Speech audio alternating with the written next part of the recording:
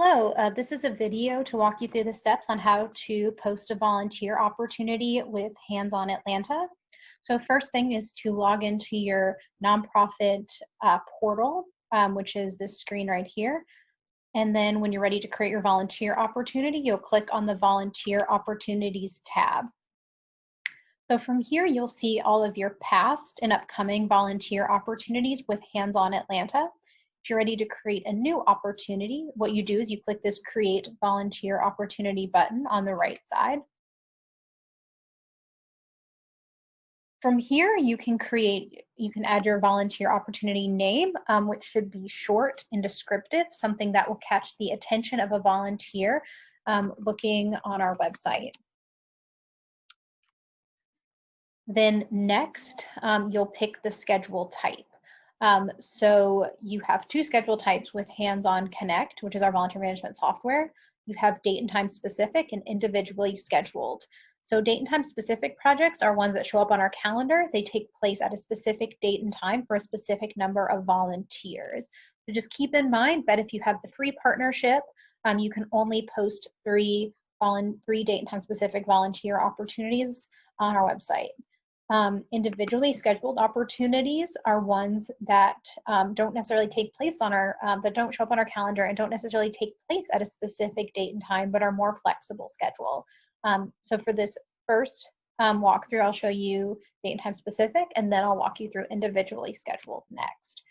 So when you do select date and time specific, you have two registration types, sign up and express interest. Sign up is once that volunteer clicks sign up, they're automatically confirmed for the project. They'll get the location of the project as well as a confirmation email directly sent to them automatically. Express interest is when you want to confirm specific volunteers for your project. So this is great if you have a background check or you want to interview volunteers before you confirm them for the project. And both of them have the same questions down below. Next, we have the volunteer opportunity description. So this is where you share more information with the volunteer about who your agency is and what the volunteer opportunity actually is. So I would recommend for the first part of this, just typing in the mission of your nonprofit, your programs, what impact does your nonprofit have on the community? Next, you can start talking about volunteer tasks. So you want to tell the volunteer what they'll be doing on site. You can provide a list of possible tasks, or you can just list them out. In addition, you want to mention any requirements. You can list if court-ordered volunteers are permitted to serve, what should the volunteers wear, should they bring anything? And so when it comes to, not only can you write the description here, but you can also format it. While we recommend keeping formatting simple, you can bold things, italicize things, you can add pictures, and you can add links. Next, we have the default opportunity coordinator. So this is the person that will be fielding requests for the project. So if someone has a question, the opportunity coordinator will be emailed that question to follow up with that volunteer. They'll also be the person that receives an automated email every time someone signs up or removes themselves from the project. So this is a drop-down list of everyone with your agency that has a login. Next, we have the location. So when you click this, you see a drop-down list of all of your past volunteer opportunity locations. So for this one, we're going to add a location on the next step. Next, we have population served. So this is what population of individuals is being served by this volunteer opportunity. So I'm going to click that here. You can select as many as applies to your agent or your opportunity. We also have primary impact area. So this is listing what impact does your opportunity have on the community. So keep in mind, these are mainly used for searches. So if a volunteer is looking for a project related to hunger and homelessness, and you've listed as your primary impact area, it will show up in that volunteer's search. Next, we have minimum age. So this is the minimum age someone can volunteer by themselves. So it really depends on your agency and your volunteer opportunity. Next, we have minimum age with adult. So this is the minimum age a volunteer can serve with a parent or guardian. Just know that anyone under, so let's say your minimum age with adult is 16, that means if someone who's 17, let's say, is volunteering, they'll need to be signed up by a parent. And just know that no one under the age of 18 will be able to sign up by themselves. Next, we have the maximum attendance. So this is what's the maximum number of volunteers you want to recruit. So that for this example, we'll say 8. And just keep in mind that you might want to raise your maximum attendance by 1 or 2, just because we know that not everyone who signs up will show up. Next, we have a question that says, is this suitable for groups? If you can take, a team of 5 or more, you can list that here. This also asks if court-ordered volunteers can serve. So please check this box if that is the case for your agency. I recommend, whether you check this or not, to have a sentence in your description talking about the requirements to be a court-ordered volunteer, if you have any, or if you take them or not. Next, we have the type. So you have a project or an activity. So a project is a volunteer opportunity. An activity is something else that you would post on the website. So I would say most everything you'd be posting would be a project, since it'd be a volunteer opportunity. Next would be the registration cutoff. So when does registration for your project end? So I'll say 12 for this project. So that means within 12 hours of the registration start time, no one can register for the project. So since we said we wanted to create a location, we get this screen. So just keep in mind that the volunteer will see this location. So you want to make sure you give it a name that they'll understand. So then you also have your location type. So if it's a virtual opportunity, you'll list that it's virtual. If it's a street address, you'll write address here. And for the street address, just type it in, all the information you need. The one other thing I want to mention about this location page is you can provide any special directions.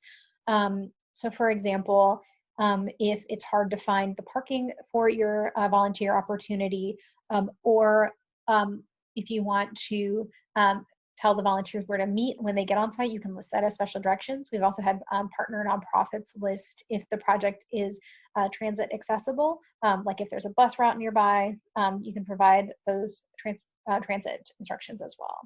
When you're ready to go on to the next page, click next.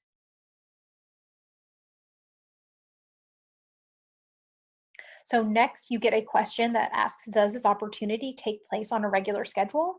So just keep in mind, if you are a free partner, that you can't have any more than 3 occurrences. So just keep that in mind.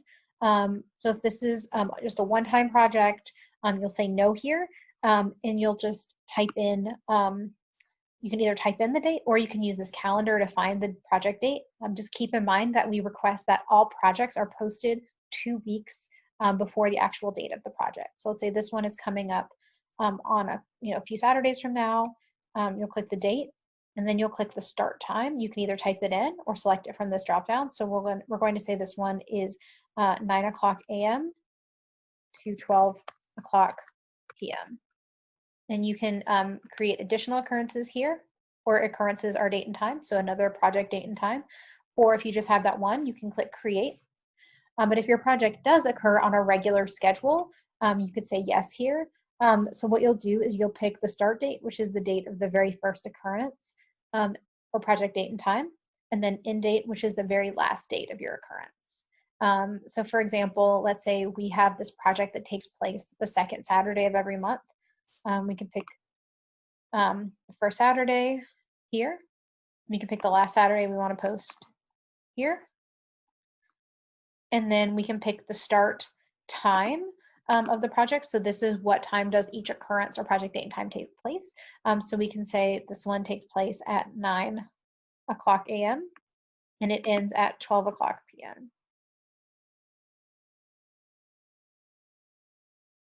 Then you pick your recurrence type. So you have a daily recurrence type, which could take place every day, for example, or every weekday. We also have a weekly occurrence type, which could be every Monday, every other Monday, every 3 Mondays, for example. You can select multiple days of the week here. Finally, we have monthly. So the monthly recurrence, that's if you want it, for example, to take place the second Saturday of every month in this time period. If you want to create additional occurrences, you can click this, or if you're done, just click create. So that's how you create date and time specific volunteer opportunities. They can be sign up or express interest. So now I'll walk you through the steps on how to create an individually scheduled opportunity.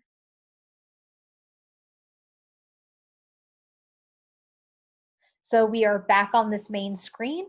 Just to reiterate, I just showed you date and time specific. Now we're going to create an individually scheduled project. So individually scheduled projects, like I mentioned earlier in the training, are projects that don't necessarily take place at a specific date and time. Instead, it's a lot more flexible, and you and that volunteer can come up with a time for them to come in or to volunteer. So some great use cases for individually scheduled opportunities are virtual opportunities where you and that volunteer can schedule a time for them to come in. We also have seen great success with skills-based volunteer opportunities where if someone's helping you with marketing, they don't necessarily need to come to your office at a specific date and time to do the project. Instead, maybe they could do it on their own schedule. You just need to know who's interested. Also for maybe more flexible schedule opportunities like admin, where you don't necessarily need 10 people to come in on a Saturday and help you file. It could just be one person that can come in on a random Monday, and then another person can come like a random Tuesday to help you. So when you do create an individually scheduled project, you have two different registration types. So the first one is express interest with schedule. So that's you share your availability, that volunteer shares their availability, and you see what matches. And so for this, when I mean you share your availability, you can say we can take volunteers for this project any Monday between 9 and 5. And that volunteer can say, I want to come in on this specific Monday, in 3 weeks from now, and come in from 11 to 2. So they have a lot of flexibility. Express interest only is when you want to do no scheduling through Hands-On Atlanta. You just want a list of who's interested. So I see this coming in handy with projects that are very flexible, like a skills-based volunteer opportunity, where you're not doing any scheduling at all. You're just seeing who's available, who's interested. So I'll walk you through express interest with schedule first, and then I'll walk you through express interest only. So it's about the same as with the date and time specific projects. It's all the same questions. You might just want to include just different details in your description since it is more flexible. You can give examples about how to schedule, what the volunteers will be doing, and more. When you're ready to go to the next page, click Next. So it's pretty simple with the location. Just keep in mind that if it is a virtual opportunity, to select that it's virtual.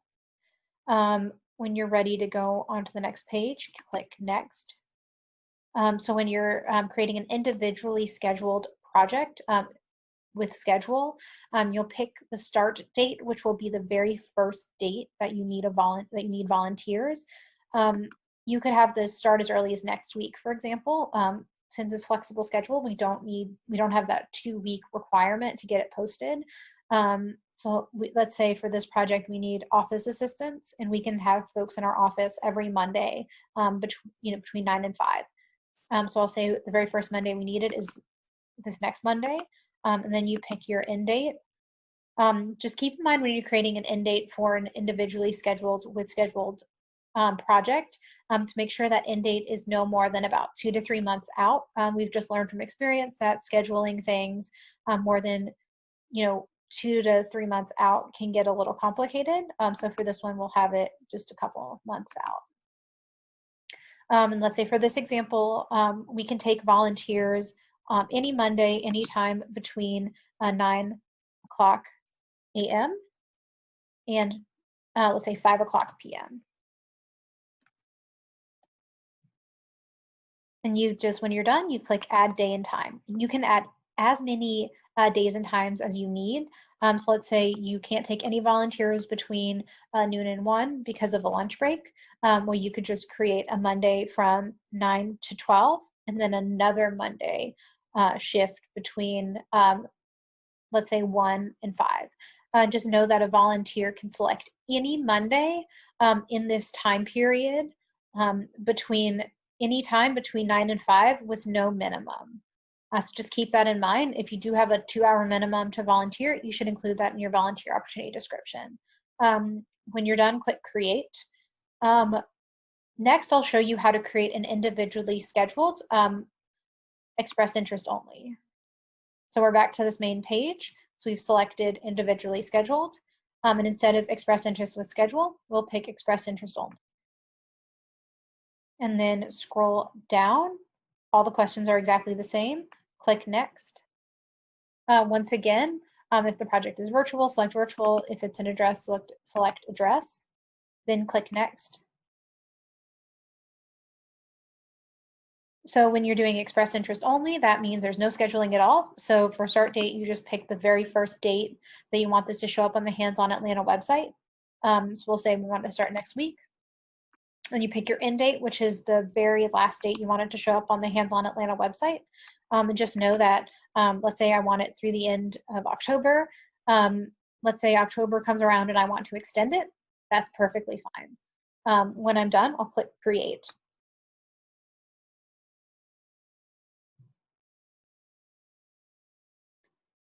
Once I press create, just please keep in mind that Hands On Atlanta will go through each project that's submitted and approve them. So please give us about 1 to 2 business days to take a look at your project, and you'll receive an email when it has been approved.